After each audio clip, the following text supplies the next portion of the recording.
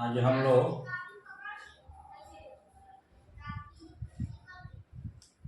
छायावाद के प्रसिद्ध कवि और आधार स्तंभ सुमित्रानंद पंत की कविता नौका विहार के बारे में पढ़ेंगे। यह एक प्राकृतिक सुंदरता को आधार बनाकर लिखी कविता है,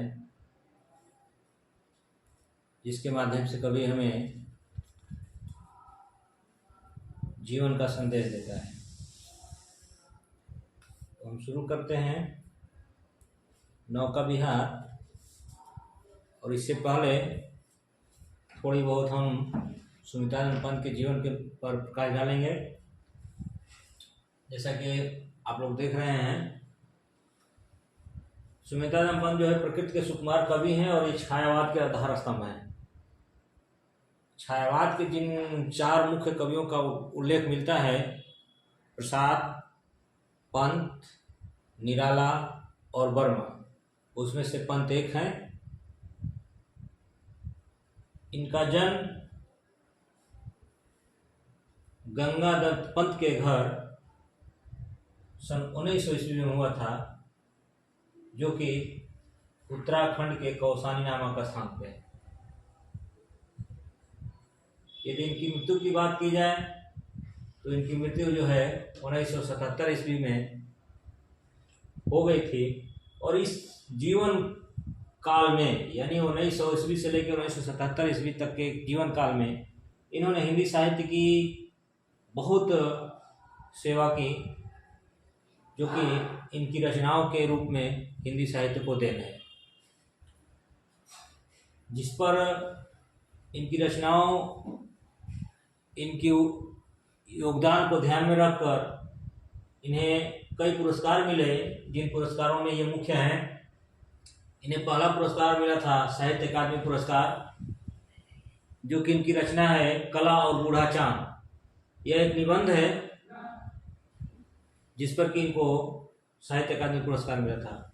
उसके बाद इन्हें एक और पुरस्कार मिला, सोवियत संघ पुरस्कार, जो इनकी काव्य रचना है लोकायतन। पुनः इनको ज्ञानपीठ पुरस्कार प्राप्त हुआ, जो इनकी रचना चिदंबरा। देखिए थोड़ा सा मिस्टेक हुआ है, ये चिदंबर नहीं है बल्कि चिदंबरा है। ठीक है। इन्होंने साहित्य सेवा करने के लिए एक पत्रिका भी निकाली, जो प्रयाग से प्रकाशित होती थी। उस पत्रिका का नाम था रूपाभा।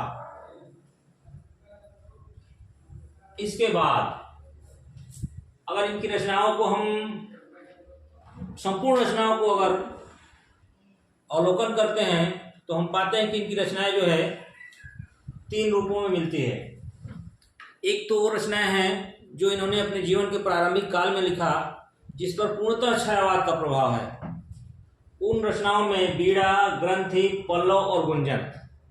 इसके बाद यह देश भ्रमण पर निकले। देश भ्रमण करते हुए इनकी भेंट अरविंद से होती है, और अरविंद के दर्शन से ये बहुत प्रभावित होते हैं, और उसके फलस्वरूप ये जो रचनाएं करते हैं उस पर अरविंद दर्शन का प्रभाव स्पष्ट रूप से परिलक्षित होता है, दिखाई देता है। उन रचनाओं में है स्वर्ण किरण, उत्तरा और स्वर्णधूलि।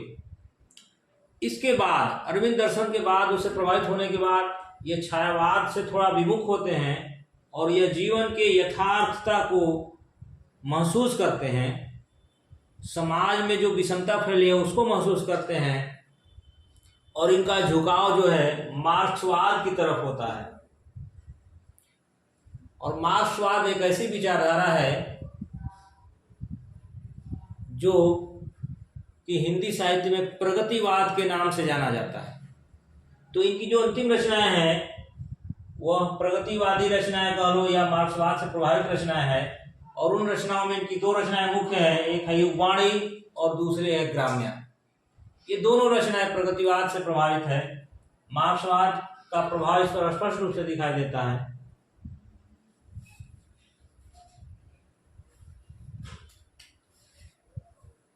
यहाँ सुधार लेंगे आप लोग जल्दी जल्दी में।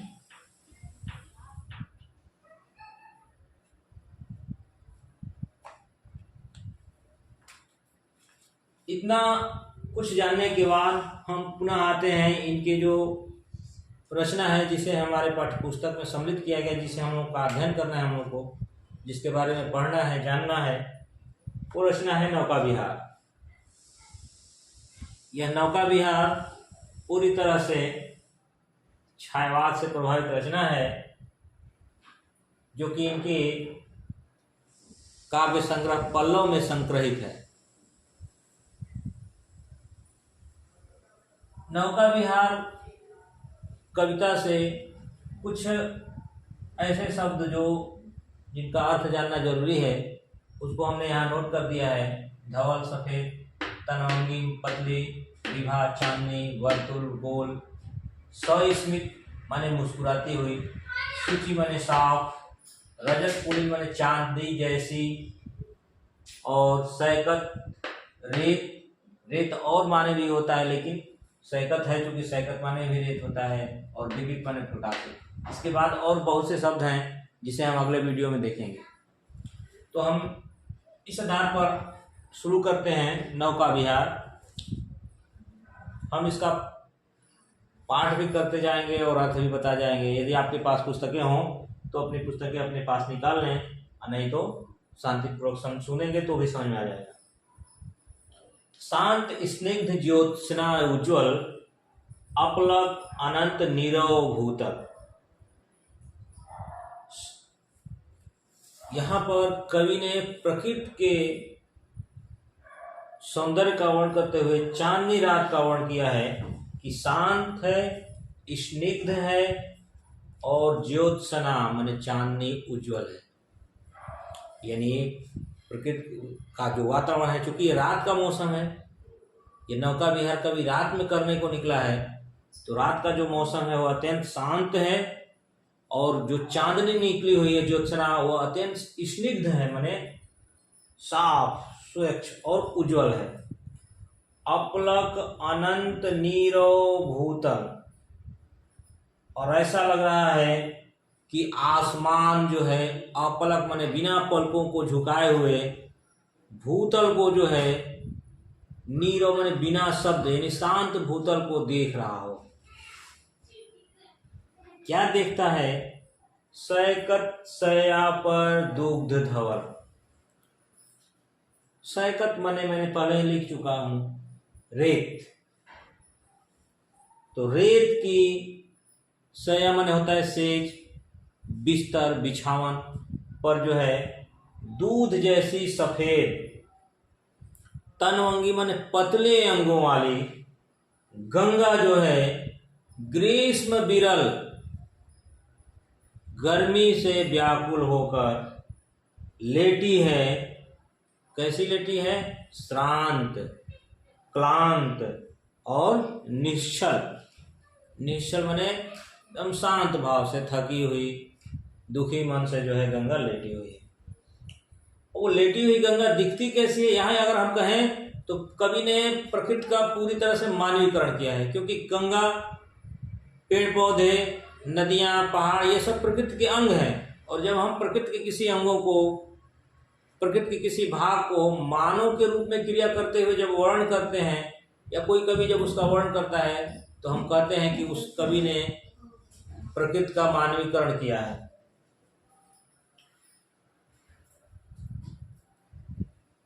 आगे की लाइन देखेंगे, तापस बाला, यानी वह गंगा जो तनवंगी है, जो श्रांत, क्लांत और निश्चल है, वह तापस बाला की तरह, यानी तपस्या करने वाली युवती की तरह है और निर्मल है।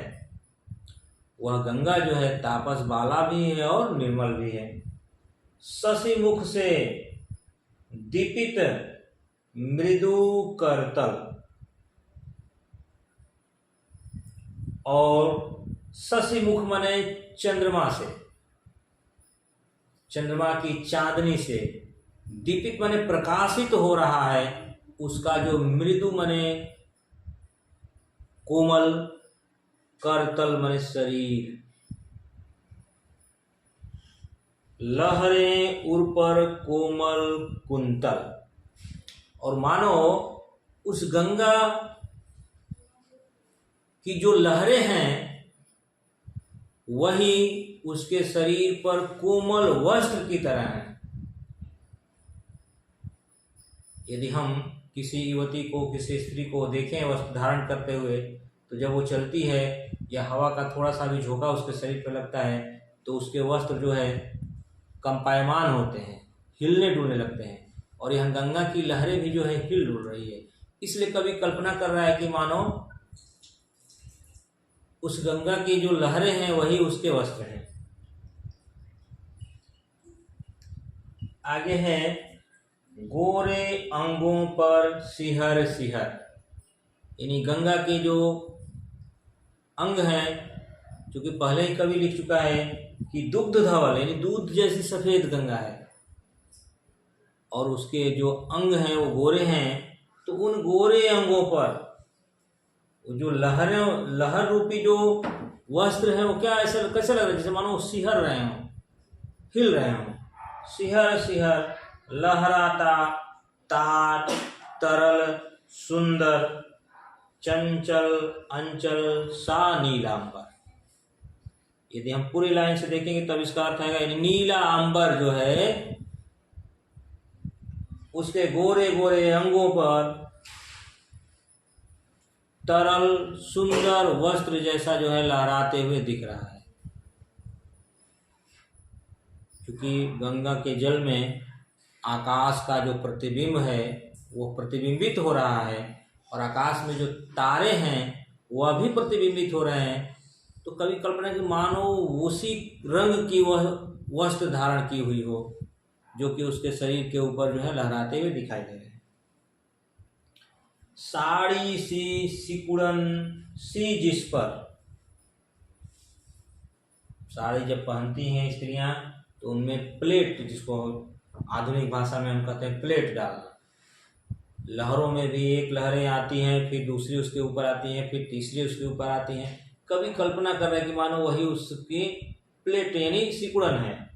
तो साड़ी सी सिकुड़न सी जिस पर शशि की रेशमी विभा, विभा माने चांदनी, से भर सिमटी है वर्तुल मृदुल लहर।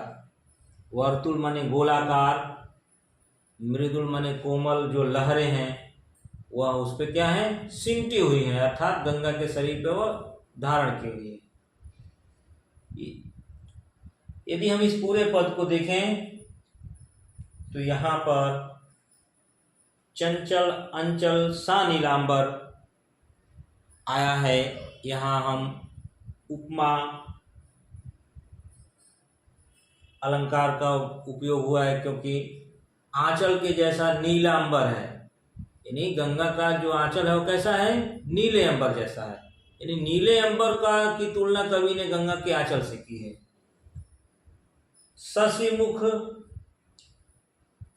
इसके बाद हम देखेंगे सिहर सिहर तार तरल सुंदर। यदि हम इसमें देखें तो इन पंक्तियों में, इन लाइनों में जो है अनुप्रास अलंकार का प्रयोग हुआ है। जैसा कि सभी हम जानते हैं कि जब एक ही वर्णों की आवृत्ति एक या एक से अधिक बार हो तो वहाँ अनुप्रास अलंकार होता है। इस दृष्टि से यदि हम देखें तो सिहर सिहर में स स की, तरल तरल में त त की, और सैकत सया में जो है श स की आवृत्ति हुई है।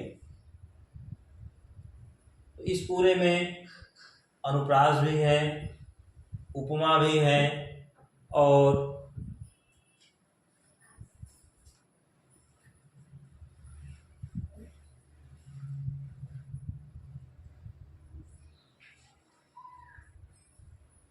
जो है इसमें यदि रस की बात की जाए तो शांत रस है।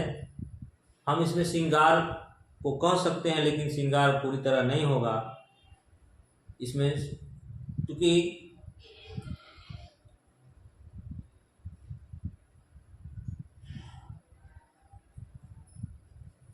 या छायावाद की दृष्टि से देखें तो इसमें श्रृंगार, क्योंकि गंगा एक युवती के रूप में है और उसके सौंदर्य का कवि ने वर्णन किया है। तो हम अपनी बातों को वापस लेते हैं। इसमें शांत रस नहीं बल्कि श्रृंगार रस ही होगा, क्योंकि यहाँ गंगा एक युवती के रूप में है और उस युवती की सुंदरता का वर्णन जो है कवि ने किया है। यहाँ कोई भक्ति भाव नहीं है, इसमें कोई श्रद्धा भाव नहीं है। अगर ऐसा होता तो यही वर्णन जो है शांत रस हो जाता, लेकिन यहाँ कवि ने कोई भक्ति भाव से नहीं बल्कि केवल सौंदर्य भाव से वर्णन किया है, इसलिए इसमें श्रृंगार रस होगा। ये तो रहा पहला पद। यदि आप लोग अब चूंकि 12वीं की छात्र हैं, इस स्तर पर बहुत इस चीज़ की बताने की जरूरत नहीं, फिर भी हम एक बार उल्लेख कर देते हैं कि इसका संदर्भ अगर लिखना होगा तो आप लोग जानते हैं कि संदर्भ लिखने के लिए पुस्तक का नाम, पाठ का नाम और उसके रचनाकार या कवि का नाम याद होना आवश्यक होता है। अगर ये 3 चीज़ें याद हैं तो किसी भी पद या वाक्यांश का हम संदर्भ लिख सकते हैं। संदर्भ में हमें बताना होता है कि दी गई पंक्ति या दिया गया वाक्य कहाँ से है लिया गया, किसके द्वारा लिखा गया है। ये 2 चीज़ें बतानी होती है, कहाँ से और किसके द्वारा। तो यदि ये दोनों प्रश्नों का हम उत्तर ढूंढें संदर्भ लिखने के लिए, तो हम कह सकते हैं कि प्रस्तुत पंक्ति या प्रस्तुत काव्यांश हमारी पाठ्य पुस्तक, जैसा कि आप सभी लोग अपनी अपनी पाठ्य पुस्तक का नाम जानते ही होंगे।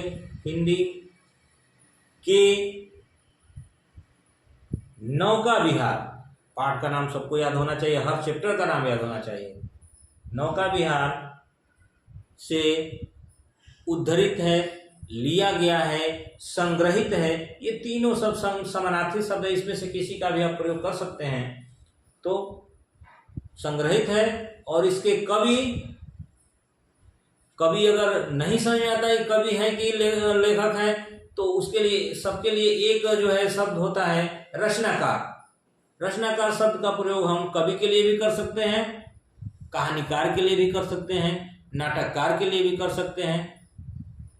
तो हम रचनाकार भी लिख सकते हैं। यदि हम पूरी तरह से आश्वस्त हैं कि नहीं यह पंक्ति या लाइन कविता की ही है, तो हम वहाँ कवि कर सकते हैं।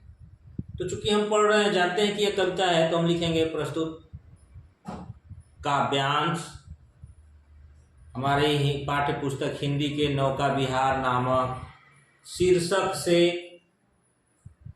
उद्धृत है और इसके कवि।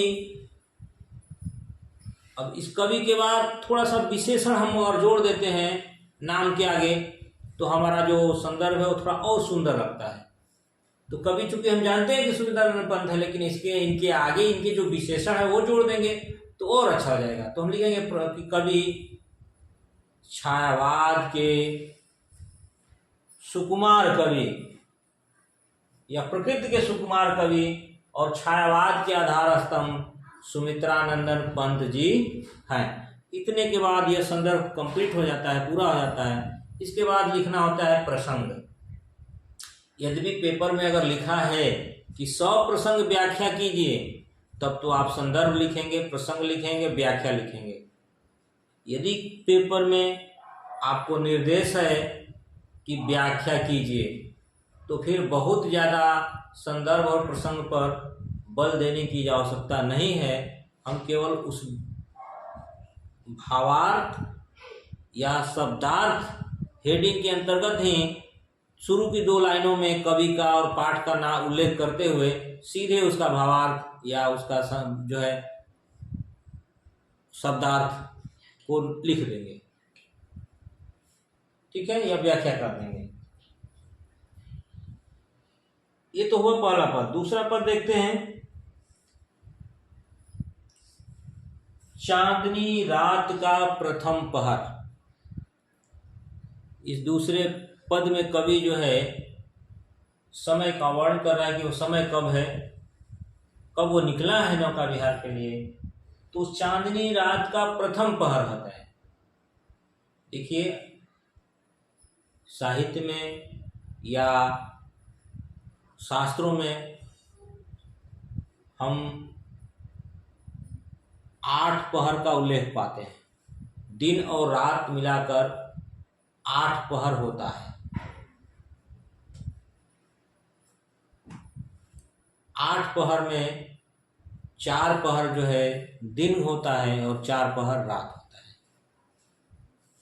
अब इसको अगर हम दूसरे रूपों में देखें तो 3-3 घंटे का एक पहर रख सकते हैं। यहाँ कभी लिख रहा है कि चांदनी रात का प्रथम पहर। स्वाभाविक सी बात है कि 6 या 7 गर्मी के मौसम में 7 बजे सूर्यास्त होता है, तो 7 और 9 के बीच का ये समय है, यानी 9 के आसपास कभी जो है नौका विहार के लिए निकला हुआ है। तो चांदनी रात का प्रथम पहर हम चले नाव लेकर, सत्वर माने तत्परता से, तेजी से, का उल्लेख कर देंगे हम। सत्वर माने तेजी से।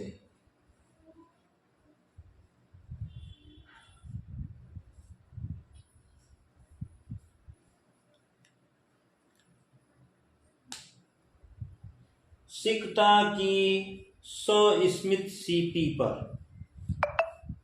सैकत मैंने लिखा है रेत, यहाँ सिकता भी आया। सिकता माने भी होता है रेत, तो रेत यानी बालों के।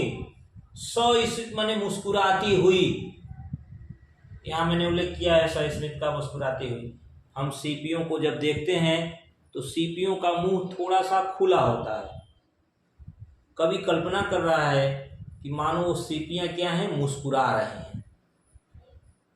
तो सिकता की सस्मित सीपी पर मोती की ज्योत्सना रही विचर।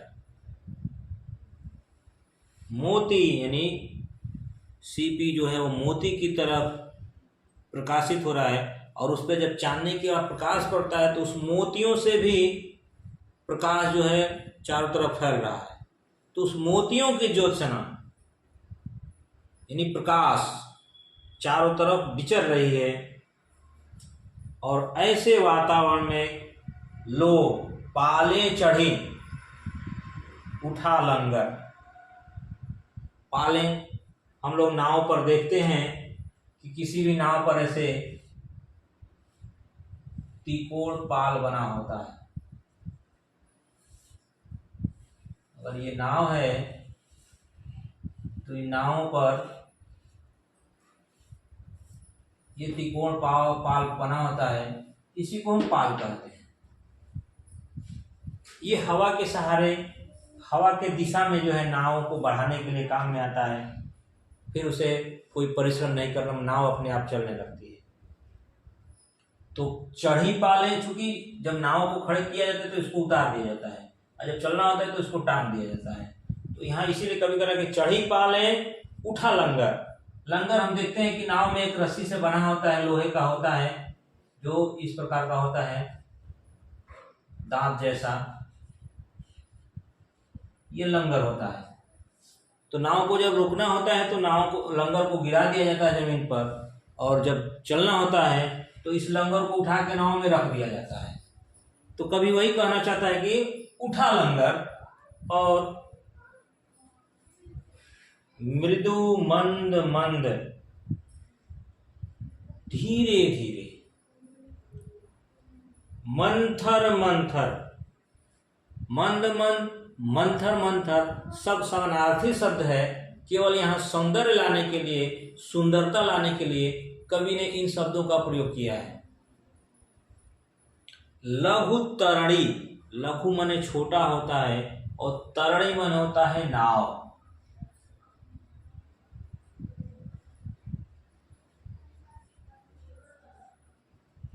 तरणी माने होता है नाव। हंसनी सी सुंदर, हंसनी के समान सुंदर दिखने वाली नाव। तिर रही माने तैर रही है, पानी पर वो क्या कर रही, तैर रही है।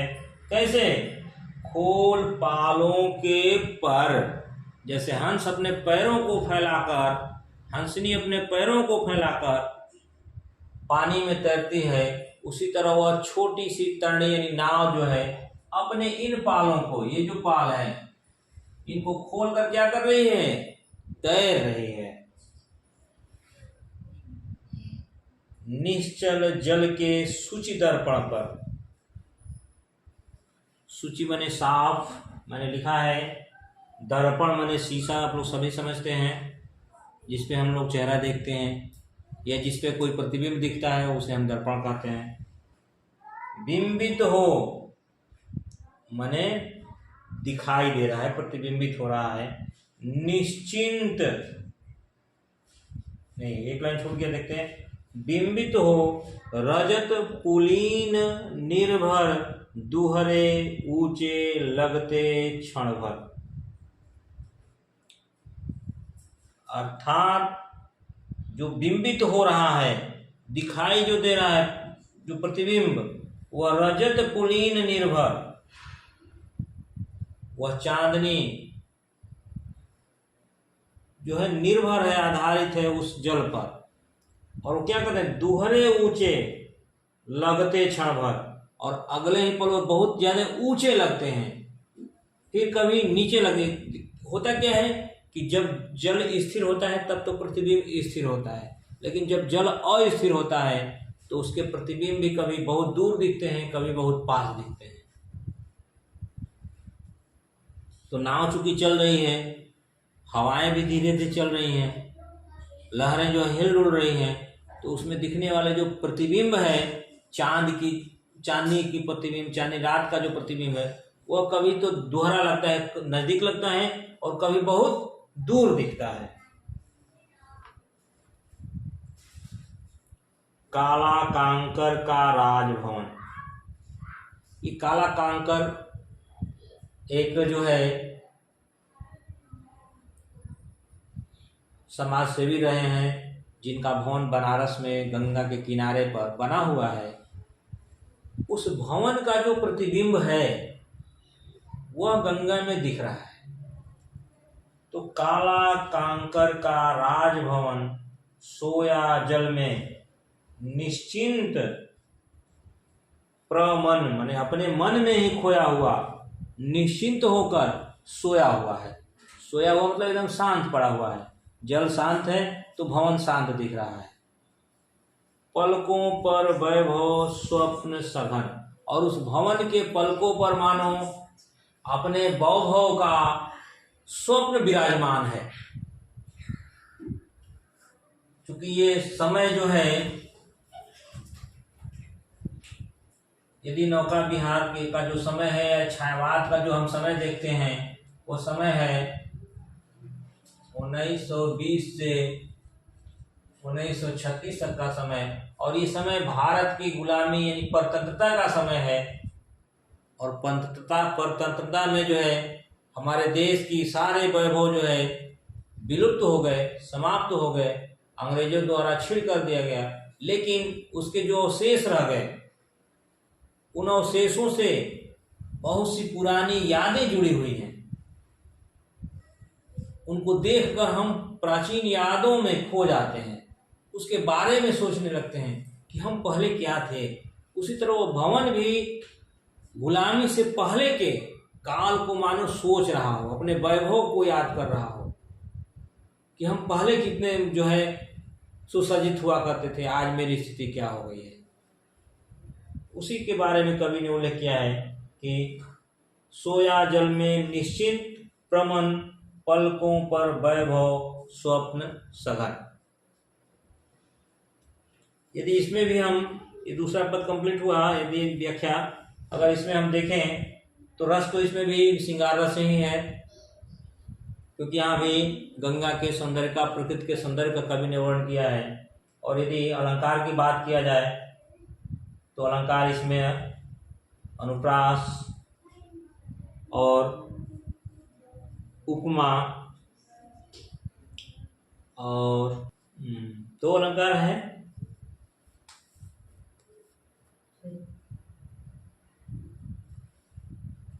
तो आज हम लोग इतना ही पढ़ेंगे। इसके बाद अगले वीडियो में इसके आगे का व्याख्या हम लोग देखेंगे।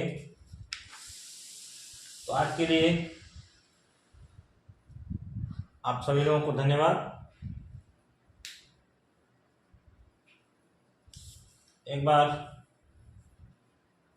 आप लोग अच्छे से 2 बार 3 बार वीडियो को देखिएगा, हो सकता है आपको व्याख्या समझ में आ जाए और दोबारा पढ़ने की जरूरत न पड़े। धन्यवाद।